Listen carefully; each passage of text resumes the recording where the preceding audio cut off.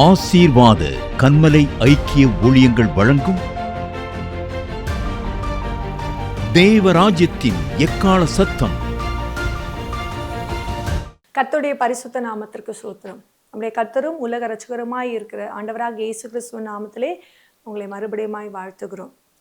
ஆசீர்வாத கன்மலை ஐக்கிய ஊழியத்தின் சார்பிலே தேவராஜ்யத்தின் எக்கால சத்தம் என்ற இந்த பகுதியிலே கர்த்தர் எங்களுக்கு கற்றுக் கொடுத்த வெளிப்படுத்தின அநேக ரகசியங்களை குறித்து உங்களோடு கூட நாங்கள் பகிர்ந்து கொண்டு வருகிறோம்.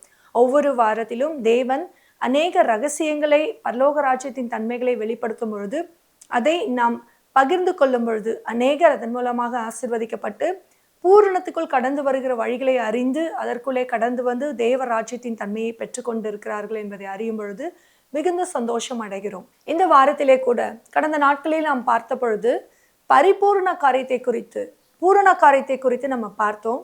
அதே போல இந்த பூரணம் எப்படி பரிபூர்ணம் அடைகிறது என்பதை குறித்து நாம் இந்த வருடத்திலும் இந்த வாரங்களிலிருந்து அதை குறித்து நாம் தியானிப்போம்.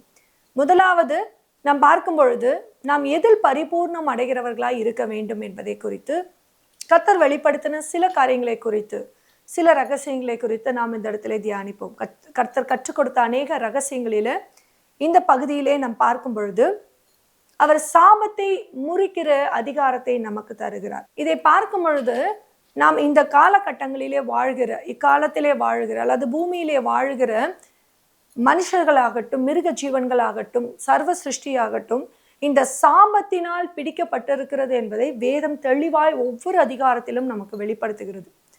இந்த சாபம் எதிலிருந்து புறப்படுகிறது என்றால், இந்த சாபத்தை நமக்கு உண்டாக்கினவர் அல்லது இந்த சாபம் நம் மீது வருகிறதற்கு முதலாவது நம்முடைய கீழ்ப்படியாமை காரணம். இரண்டாவது, இது தேவனாகிய கர்த்தர், அதாவது பிதாவினுடைய வாயிலிருந்து புறப்பட்டபடியினால் இந்த சாபத்தை நீக்கும் அதிகாரமும் பிதாவின் வாயிலிருந்து தான் புறப்பட வேண்டும் என்பதை குறித்து கடந்த நாட்களில் நாம் அநேக முறை நாம் தியானித்திருக்கிறோம், அநேக வார்த்தைகளை கொண்டு. இந்த நாளிலே கூட அதை குறித்து தேவன் என்ன கற்றுக் கொடுத்திருக்கிறார் என்பதை இங்கு பார்ப்போம். யோவான் எழுதின நிருபம் 1ஆம் அதிகாரத்திலே தேவன் தெளிவாய் சொல்லுகிறார். 1ஆம் வசனத்திலே, ஆதியிலே வார்த்தை இருந்தது, அந்த வார்த்தை தேவனிடத்தில் இருந்தது, அந்த வார்த்தை தேவனாய் இருந்தது, அவர் ஆதியிலே தேவனோடு இருந்தார், சகலமும் அவர் மூலமாய் உண்டாயிற்று, உண்டானதொன்றும் அவரே அல்லாமல் உண்டாகவில்லை, அவருக்குள் ஜீவன் இருந்தது, அந்த ஜீவன் மனுஷருக்கு ஒளியாய் இருந்தது, அந்த ஒளி இருளிலே பிரகாசித்தது, இருளானது அதை பற்றி கொள்ளவில்லை. இந்த 5 வசனங்களை நாம் பார்க்கும் பொழுது ஆதியிலே வார்த்தை இருந்தது, அந்த வார்த்தை யாரிடத்தில் இருந்தது? தேவனிடத்தில் இருந்தது, அந்த வார்த்தை தேவனாய் இருந்தது என்பதை குறித்து வேதம் தெளிவாய் சொல்லுகிறது. அதே போல நாம் பார்க்கும் பொழுது சகலமும் அவர் மூலமாய் உண்டாயிற்று, உண்டானதொன்றும் அவரே அல்லாமல் உண்டாக்கப்படவில்லை, அவருக்குள் ஜீவன் இருந்தது, அந்த ஜீவன் மனுஷருக்கு ஒளியாயிருந்தது, அந்த ஒளி இருளிலே பிரகாசித்தது, இருளானது அதை பற்றி கொள்ளவில்லை. வேதத்திலே நாம் தெளிவாய் இன்னொரு அதிகாரத்தை, ஆதியாகமம் 1ஆம் அதிகாரத்திலே நாம் பார்க்கும் பொழுது 1ஆம் வசனத்திலே வேதம் இப்படியாய் சொல்லுகிறது, ஆதியிலே தேவன் வானத்தையும் பூமியும் சிருஷ்டித்தார் என்பது. அதே போல 2ஆம் வசனத்தை சொல்லும் பொழுது, பூமியானது ஒழுங்கின்மையும் வெறுமையுமாய் இருந்தது, ஆழத்தின் மேல் இருள் இருந்தது, தேவ ஆவியானவர் ஜலத்தின் மேல் அசைவாடி கொண்டிருந்தார். இந்த 2 வசனத்திலுமே நாம் பார்க்கும் பொழுது, முதலாவது தேவன் வானத்தையும் பூமியும் சிருஷ்டிக்கும் பொழுது அந்த வானமும் பூமியும் அவருடைய சிருஷ்டிப்பிலே பரிபூரணப்பட்டதாய் தான் இருந்தது. ஆனால் இந்த 2ஆம் வசனத்தை நாம் தியானிக்கும் பொழுது பூமியானது ஒழுங்கின்மையும், அப்பொழுது வேத பண்டிதர்கள் ஆராயும் பொழுது இதில் ஒரு காரியத்தை மாத்திரம் தெளிவு பண்ணுகிறார்கள். இந்த முதல் வசனத்துக்கும் 2வது வசனத்துக்கும் கிட்டத்தட்ட பல கோடி ஆண்டுகள் வித்தியாசம் இருக்கிறது என்று. ஏனென்றால் இதற்கு நடுவில் தான் அந்த லூசிபர் தள்ளப்பட்டு அந்த பூமியை ஒழுங்கின்மையாக்கி வெறுமையாக்கி அந்த இருளின் தன்மைக்குள்ளே அவன் கிரியை செய்து கொண்டிருக்கிற தன்மையும் இதிலே தான் நடக்கிறது. அதற்கப்புறம்தான் தேவன் முதலாவது அவர் உருவாக்கினது எது? வெளிச்சம் உண்டாயிற்று. நம்ம இந்த வெளிச்சம் உண்டாயிற்று இந்த வார்த்தையை பார்க்கும் பொழுது அவர் சகலவற்றையும் கிறிஸ்துவின் மூலமாய் வெளிப்படுத்துகிறார், உண்டாக்குகிறார் என்பதை, அதாவது தேவன் சகலவற்றையும் கிறிஸ்து இயேசு மூலமாய் தான் உண்டாக்குகிறார் என்ற அத்தாட்சியும் அடையாளமும் உண்டாக்கப்பட்ட இந்த வசனத்தை நாம் பார்ப்போம். ஏனென்றால் இந்த வெளிச்சம் நல்லது என்று கண்டார், வெளிச்சத்தையும் இருளையும் தேவன் வெவ்வேறாக பிரித்தார் என்று வேதம் சொல்லுகிறது. அப்படி என்றால் வெளிச்சமும் இருளும் இணைக்கப்படவில்லை. வெளிச்சம் வேறு, இருள் வேறாய் பிரிக்கப்பட்டிருக்கிறது. அதற்கப்புறம் உண்டாக்கப்பட்ட சகல விஷயத்தை நீங்க பார்க்கும் பொழுது தேவன் ஒரு வார்த்தையை மற்றும் முடிவுல சொல்லுவார், இது நல்லது என்று தேவன் கண்டார், நல்லது என்று தேவன் கண்டார். 4வது நாளிலே தான் அவர் சூரியனை உண்டாக்குகிறார். சூரியன் இன்று வரைக்கும் நமக்கு சூரியனிலிருந்து தான் வெளிச்சம் உண்டாகிறது. அந்த சூரியனுடைய வெளிச்சம் நம்முடைய சரீரத்துக்கு தேவையான அநேக சத்துக்களை கொடுக்கிறது. அதே போல அந்த சூரிய ஒளிதான் அந்த பூமியிலே உள்ள சகல ஜீவன்களுக்கும் ஆதாரமாய் இருக்கிறது. ஆதாரமாய் இருக்கிறபடினாலே அந்த சூரியன் பெரிய காரியம் அல்ல. அதற்கு முன்பு அந்த சூரியன் எதன் வழியாய் உருவாக்கப்பட்டது? எதன் வழியாக உருவாக்கப்பட்டது என்றால் இந்த வெளிச்சமாகிய கிறிஸ்துவின் வழியாக உருவாக்கப்பட்டது என்பதுதான் இதன் ஆதார வசனமாய் இருக்கிறது. ஏனென்றால் இதன் வழியாக தேவன் சகலவற்றையும், அதாவது கிறிஸ்து இயேசு வழியாக, அந்த வார்த்தையின் வழியாக அவர் சகலவற்றையும் ஆதியிலிருந்தே உருவாக்கினபடியினால் அவருடைய கண்களுக்கு சகலமும் நல்லதாகவே பட்டது. இந்த நன்மை மாத்திரமே இருந்த ஆதி காலங்களிலே அவர் தோட்டத்திலே உலாவும் மாத்திரமல்ல, மிருக ஜீவன்களுக்குள்ளும், அவர் உண்டாக்கின சகல மிருக ஜீவன்களுக்குள்ளும் ஜீவன் உண்டாயிருந்தது. அதனாலதான் அந்த மிருக ஜீவன்கள் என்று சொல்லப்படுகிறது. ஏனென்றால் அந்த யோவான் புஸ்தகத்திலே நாம் பார்க்கும் பொழுது அவருக்குள் ஜீவன் இருந்தது, அது மனுஷருக்கு ஒளியாயிருந்தது.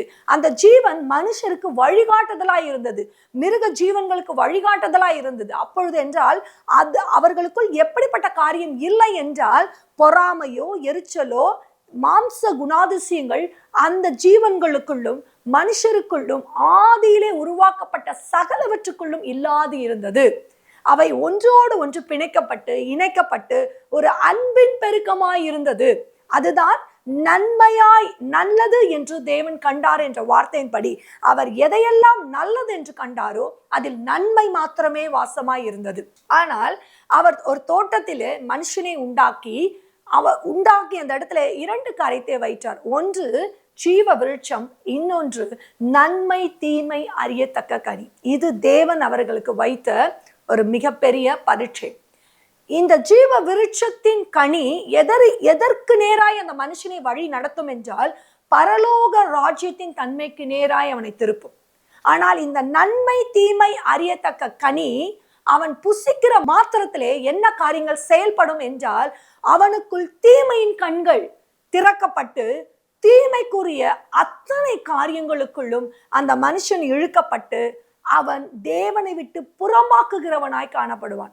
இந்த 2 காரியத்தை அவர் வைத்தார். ஏனென்றால் இந்த பூமியிலே அவர் தள்ளினது யாரை என்றால் லூசிஃபரையும் அவனுடைய கூட்டத்தையும், சத்ருவையும் அவனுடைய கூட்டத்தையும், இருளையும் அவனுடைய கூட்டத்தையும் அவர் தள்ளினார். எப்பொழுது அவன் விடிவெள்ளி நட்சத்திரமாய் அவரிடத்தில் ஜொலித்து கொண்டிருந்தானோ அவனுடைய இருதயத்தில் அந்த மேட்டுமை உண்டான மாத்திரத்திலே அவன் கீழே தள்ளப்படும் பொழுது அவன் இருளான காரியமாய் அந்த வெளிச்சம் அவனிடத்திலிருந்து பறிக்கப்பட்டு அவன் முழுவதும் இருளான காரியமாய் மாறி போனான். அவன் மாத்திரமல்ல, அவனோடு கூட இருந்த அத்தனை தூதர்களும், அவனுடைய சார்பில் கொடுக்கப்பட்ட தூதர்களும் அப்படியாக மாறி போனார்கள். அதை தான் வேதம் தெளிவாய் சொல்லுகிறது, ஆழத்தின் மேல் இருள் இருந்தது. ஆனால் இந்த வெளிச்சத்தின் வழியாய் உருவாக்கப்பட்ட சகல உலகத்திலும் வெளிச்சமும் நன்மையும் பிரியமும் சமாதானமும் மாத்திரமே இருந்தது. அதனால் தான் அதன் வழியாக தேவனாகிய கர்த்தர் இந்த பூமியிலே மனுஷனிடத்திலே தோட்டத்திலே உலாவுகிறவராய், அவருக்கு தடை ஒன்றும் இல்லாதபடி அவர் குறித்த நேரத்திலே அவர் மனுஷனோடு உலாவி மனுஷனோடு பேசி மனுஷனோடு சஞ்சரிக்கிறவராய் இருந்தார். ஆனால் எப்பொழுது இந்த தீமை முளைக்க தொடங்கிற்றோ, இந்த தீமையோட காரியங்கள் எழும்ப தொடங்கிற்றோ, அப்பொழுது தேவனாகிய கர்த்தருடைய வாயிலிருந்து சாபம் பிறப்பிக்கப்பட்டது. நீங்கள் ஒரு காரியத்தை மாத்திரம் நாம அறிந்து கொள்ள முடியும், எல்லாம் அவர் மூலமாகவும் அவர் வழியாகவும் தான் உருவாக்கப்பட்டது. அவர் ஒரு மனுஷனுக்கு தன் வாயின் மூலமாக ஒரு சாபத்தை உண்டாக்கினார் என்றால் அது அந்த மனுஷனுக்கு மாத்திரமல்ல, அந்த மிருக ஜீவன்களுக்கு அவனை சுற்றி இருக்கிற காரியத்திற்கு அது சாபமாயே இருக்கும். எப்பொழுது அந்த சாபத்தை அவர் இறங்கி வந்து முறித்து அந்த அதிகாரத்தை மறுபடியும் மனுஷனிடத்தில் கொடுக்கிறாரோ அது வரைக்கும் இந்த சாபம் பூமியிலே நிலை பெற்றிருக்கும்.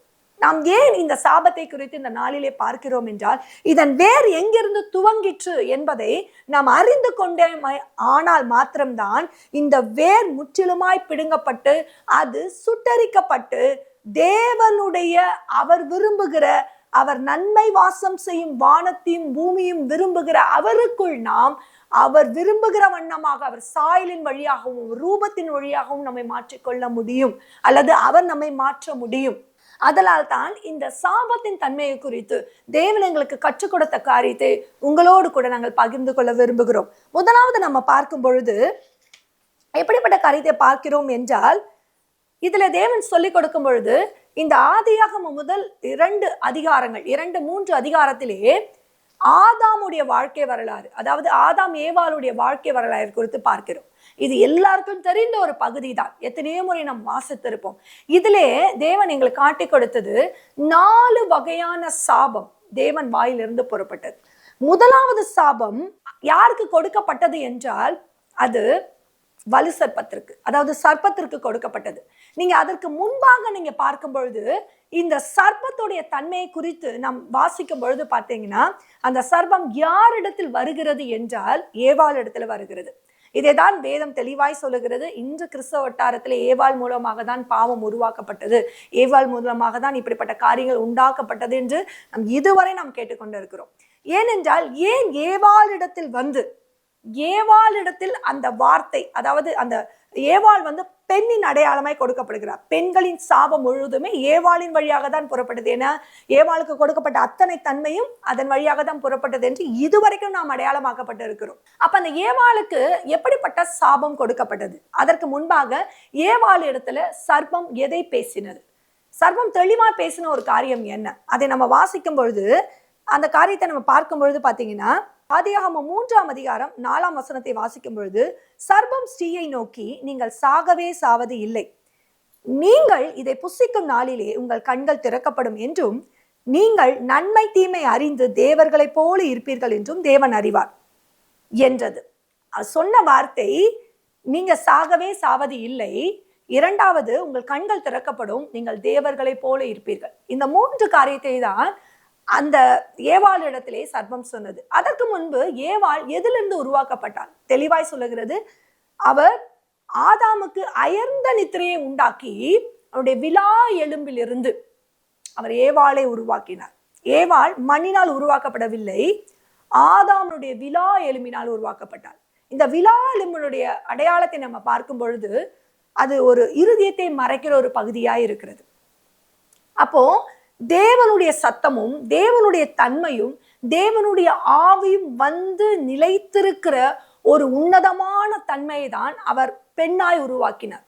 அப்ப அவளுடைய இருதயம், அவள் எப்படி விழாவிலிருந்து உருவாக்கப்பட்டாலோ அந்த விழாவின் தன்மை தேவனுடைய இருதயத்திற்கு ஏற்றது போல, இருதயத்துக்கு நெருங்கினது போல இருந்தபடியினால் அவனுடைய காரியம் முதலில் ஏவாள் மீது பதிக்கப்பட்டது, அந்த பெண்கள் மீது பதிக்கப்பட்டது.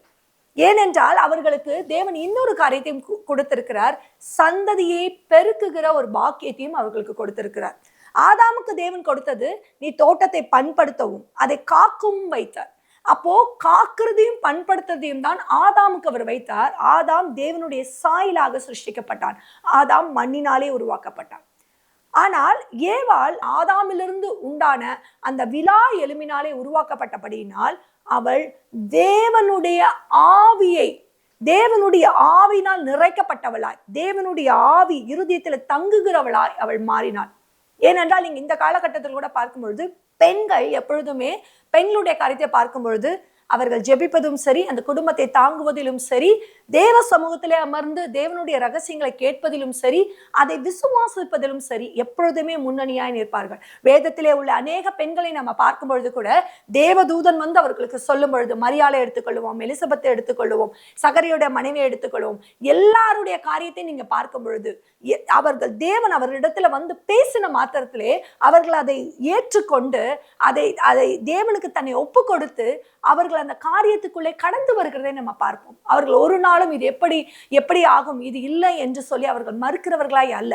ஆனால் ஆண்களுடைய காரியம் அதற்கு ஏற்றது போல எப்படி காணப்பட்டது என்றால், அதை தேவனிடத்திலே அநேக விசுவாசியாத தன்மையும் அநேக கேள்விகளை கேட்டு அநேக அடையாளங்களை பெற்றுக் கொள்ளுகிறவர்களாய் மாறினார்கள். அதனால்தான் தேவன் அநேக ரகசியங்களை அவர் பெண்கள் வழியாக கொண்டு வந்தார்.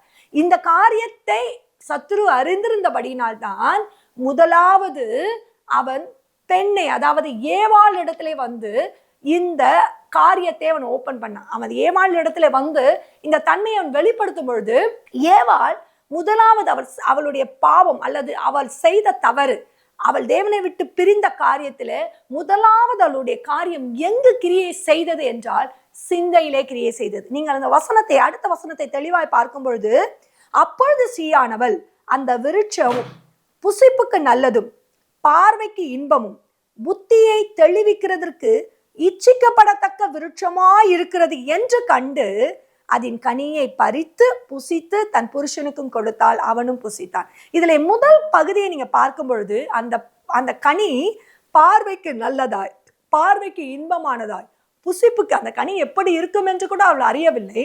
அவள் அதை காணும் பொழுது அவளுடைய சிந்தையின் கண்கள் அவளுக்கு திறந்திருந்தது. அந்த சிந்தையின் வழியாக அவள் அந்த கனியை பார்க்கும் பொழுது அது எப்படிப்பட்டதாய் இருக்கிறது என்றால் புசிப்புக்கு நல்லதும் பார்வைக்கு இன்பமும் புத்தியை தெளிவிக்கிறதுமாய் இச்சிக்கப்படத்தக்க விருட்சமாய் இருக்கிறது என்று கண்டு அங்கே அவள் அந்த பாவத்தை, அதாவது அந்த சிந்தையிலே அந்த பாவத்தை செய்து முடித்தவளாய் இருந்தாள்.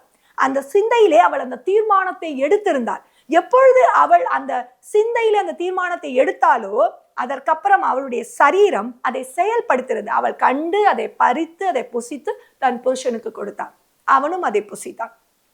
அப்பொழுது இந்த பாவத்துடைய தன்மை எங்கு இருக்கிறது என்று ஆரம்பித்தால் சிந்தையின் துவக்கத்திலே. அவள் யாரு, அதாவது ஏவாளுடைய சிந்தையின் திறந்திலே அது துவங்கிச்சு. எப்பொழுது ஏவாளுடைய சிந்தையிலே அது வாசலாய் திறந்ததோ அதனாலதான் வேதம் தெளிவாய் சொல்கிறது, அப்பொழுது அவர்களுடைய கண்கள் திறக்கப்பட்டது. அப்ப அந்த கண்கள் திறக்கப்படும் பொழுது அவனுக்கான அந்த மாம்சத்தின் வாசல், அதன் வழியாய் அவன் புறப்படுகிற வாசல் அவர்களுக்கு உண்டானது. அப்ப உண்டாகும் பொழுது இதை யார் அறிகிறார் என்றால் தேவனாகிய கர்த்தர் அறிகிறார். ஏனென்றால் அவர் நன்மை வாசம் பண்ணுகிற தேவன், நன்மை மாத்திரமே அறிந்திருக்கிற தேவன். அவர் தீமையை வெறுக்கிற தேவனாய் இருக்கிறபடினால் இந்த தீமை உட்பிரவேசித்தது என்று அவர் ஆவியிலே அறிந்து அவர் இந்த காரியத்தை ஏவாளிடத்திலும் சர்பத்திடத்திலும் ஆதாமிடத்திலும் அவர் கேட்கிறார். இதுல முதலாவது அவர் கேட்ட ஒரு வார்த்தை, முதலாவது கொண்டு வந்து நிறுத்தின காரியம், அவர் சர்பத்தை பார்த்து அவர் கேட்ட ஒரு வார்த்தை. அப்ப சர்பத்தை பார்த்து அவர் என்ன கேட்கிறார்? ஆதாம் இடத்துல அவர் கேட்கும் பொழுது தெளிவாய் ஆதாம் சொல்லுகிறார், என்னுடனே இருக்கும்படி தேவரீர் நீ தந்த ஸ்திரீயானவள் அவிருட்சத்தின் கனியை எனக்கு கொடுத்தால் நான் புசித்தேன் என்று. அப்பொழுது தேவனாகிய கர்த்தர் ஸ்திரீயை நோக்கி, நீ இப்படி செய்தது என்ன? அப்ப ஸ்திரீயானவள் சொல்லுகிறார், சர்பம் என்னை வஞ்சித்தது, நான் புசித்தேன் என்று. அப்ப அந்த இடத்துல அவர் சொல்லுகிற காரியம், அவள் ஆண்டவரே இதை நான் எப்படி செய்தேன் என்று அவர் சொல்லவில்லை. அவர் தெளிவா சொல்லுகிறார், சர்பம் என்னை வஞ்சித்தது, ஆதலால் நான் இதை செய்தேன் என்று. அப்ப தேவனாகிய கர்த்தர் முதலாவது அவர் என்ன பண்ணுகிறார்? சர்பத்தை சபிக்கிறார். அந்த இடத்துல தெளிவாய் வார்த்தை சொல்லுகிறது, அவர் வாயிலிருந்து சர்பத்திற்கு நேராக சாபம் புறப்படுகிறது. எப்படிப்பட்ட சாபம்? நீ சகல நாட்டு மிருகங்களில் சகல காட்டு மிருகங்களும் சபிக்கப்பட்டிருப்பாய், நீ உன் வயிற்றினால் நகர்ந்து உயிரோடு இருக்கும் நாளெல்லாம் மண்ணை தின்பாய். அப்படின்னா எப்படிப்பட்ட அதிகாரம் சர்பத்துக்கு கொடுக்கப்படுகிறது? ஒரு சாபம் என்றால் அந்த இடத்துல சாபத்துடைய அதிகாரம் ஒன்று புறப்படும். அப்ப அந்த சர்பத்துக்கு எப்படிப்பட்ட சாபம் புறப்படுகிறது என்றால், நீ உன் வயிற்றினால் நகர்ந்து உயிரோடு இருக்கும் நாளெல்லாம் மண்ணை தின்பாய். இந்த மண் என்ற அடையாளம் மண்ணினால் உருவாக்கப்பட்ட யாவும் அவனுக்கு அடையாளம், அல்லது அவன் கைகளில் ஒப்பு கொடுக்கப்படுகிறது என்பதுதான் அதற்கு அடையாளம். ஏனென்றால் ஆதாம் மண்ணினால் உருவாக்கப்பட்டவன்.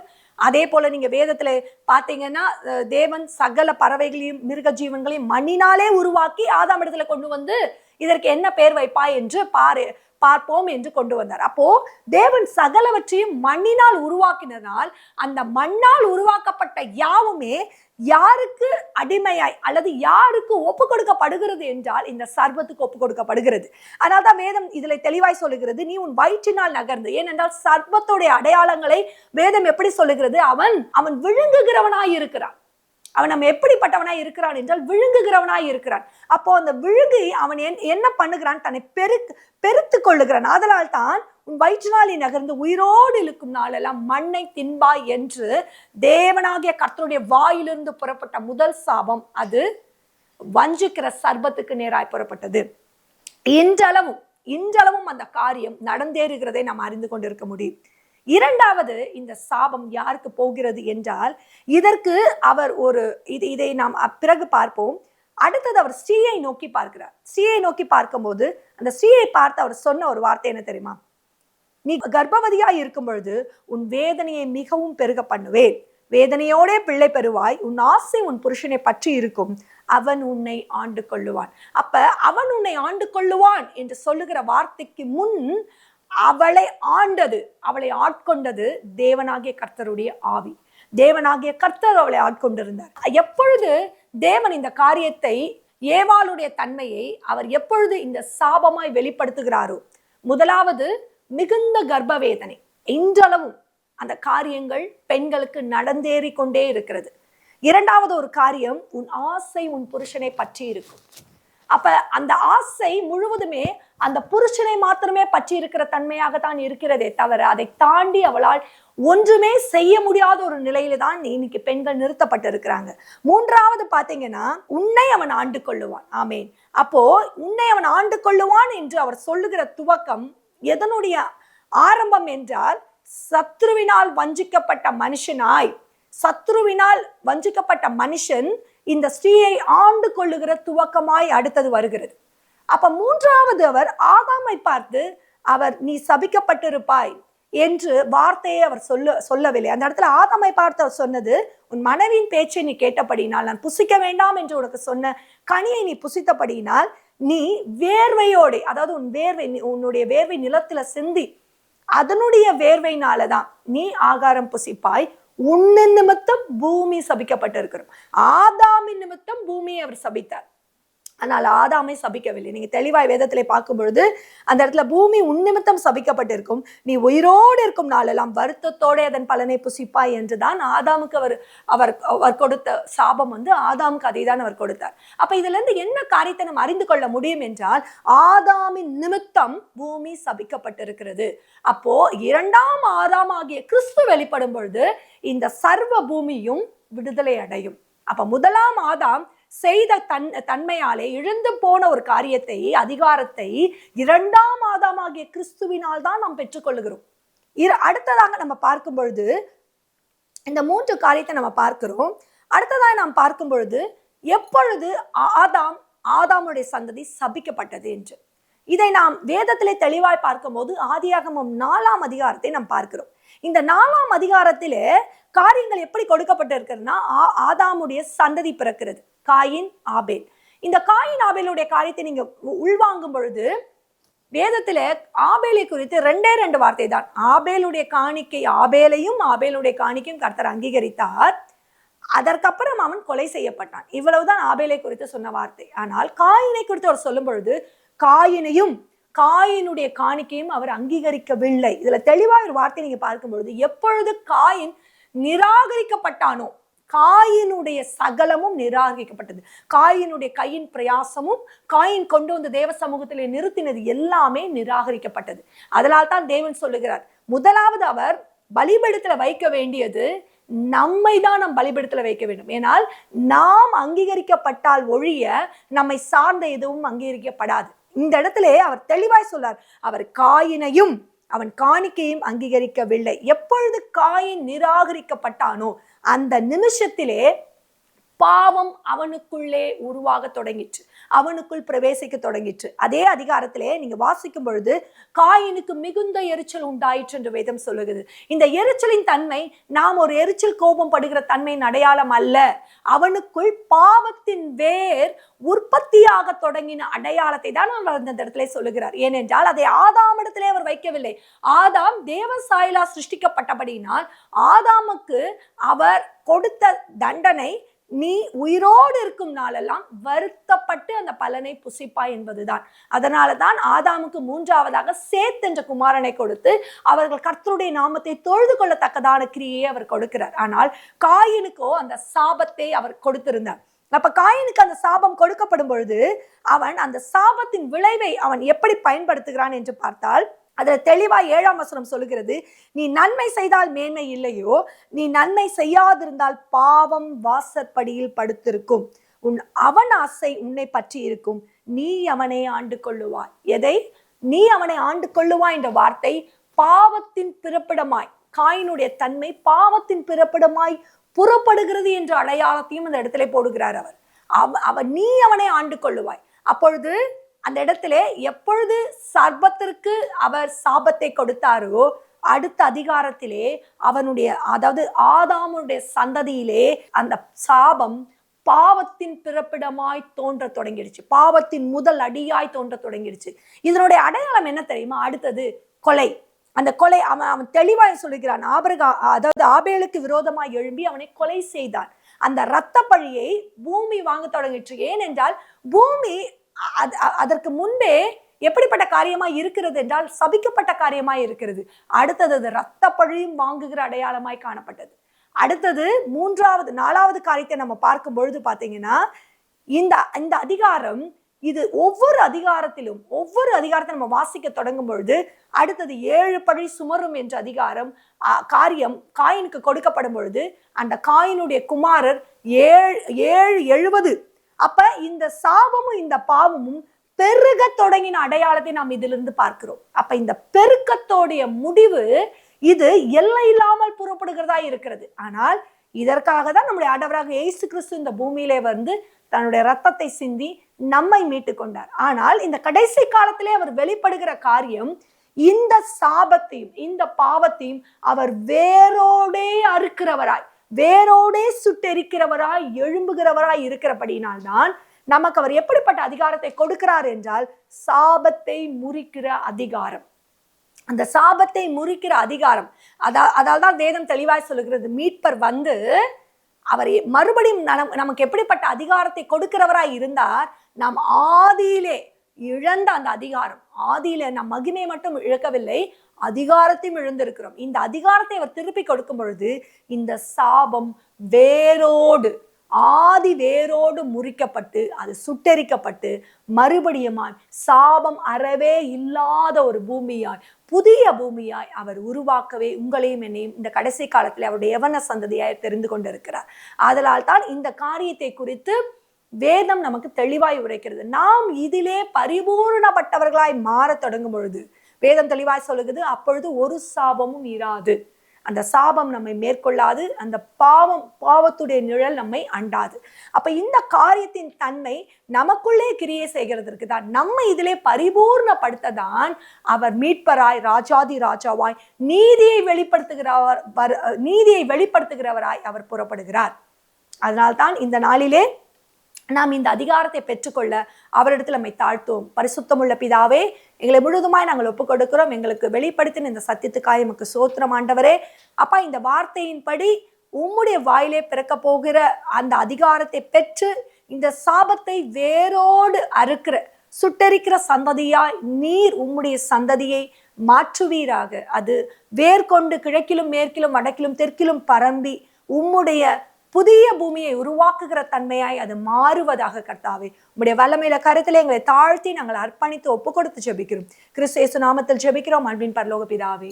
ஆமேன், ஆமேன், ஆமேன். அன்பிற்குரியவர்களே, உங்கள் ஜெப தேவைகளுக்கும் மேலும் ஆலோசனைகளுக்கும் எங்களோடு நீங்கள் தொடர்பு கொள்ள எங்கள் முகவரி: ஆசீர்வாத கன்மலை ஐக்கிய ஊழியங்கள், பிளாட் எண் 20, 3வது மாடி, ஜானகி நகர், அனெக்ஸ், காட்டுப்பாக்கம், சென்னை 56.